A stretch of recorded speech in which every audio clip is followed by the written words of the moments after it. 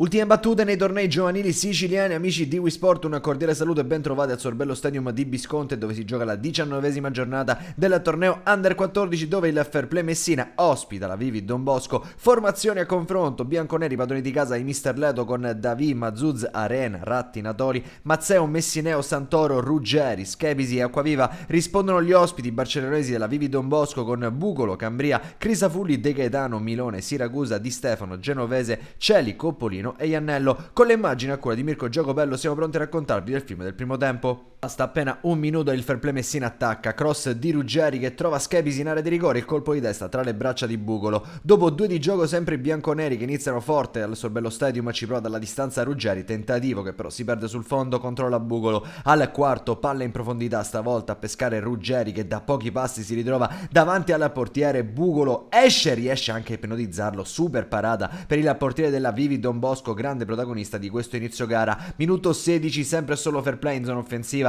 Azione di Ruggeri che fa il 100 metrista, parte alla prova a metà campo, supera tutti, entra in area di rigore, ci sarebbe anche un compagno tutto solo da servire in area, lui però fa l'egoista, colpisce e Bugolo dice no in calcio d'angolo. Al 31esimo Fair Play, Natoli per Mazzeo, cerca il cross e lo trova in zona. Ruggeri va a calciare la respinta da parte di Bugolo, si avventa allora Schepisi che potrebbe trovare il gol del vantaggio ma in spaccata non riesce a trovare la coordinazione giusta. Minuto 33, Vivi Don Bosco finalmente in avanti con Di Stefano che scappa sulla destra, mette il pallone al centro per Coppolino che troverebbe anche la via della rete, ma per il direttore di gara è tutto fermo, posizione di fuorigioco. Minuto 33, viene espulso Mister Maio, qualche parola di troppo nei confronti del direttore di gara e dopo l'annullamento della rete finisce senza allenatore la Vivi Don Bosco. Termina infatti così il primo tempo, ancora reti bianche 0-0, tanto Fair Play, ma il risultato non si schioda da quello iniziale. Partiamo con il film della ripresa. Al 38esimo c'è una rimessa laterale lunga per Coppolino che riesce a saltare un avversario, scarta anche il secondo in area di rigore. Coppolino è infermabile, destro sul primo palo ed è il gol a sorpresa. Dopo un grande primo tempo del Fair Play Messina c'è la Vivi Don Bosco in vantaggio, prova a cambiare qualcosa Mister Leto, cambio al 40esimo, tocca a Giovannelli per Mazzeo, poi al 46esimo Messineo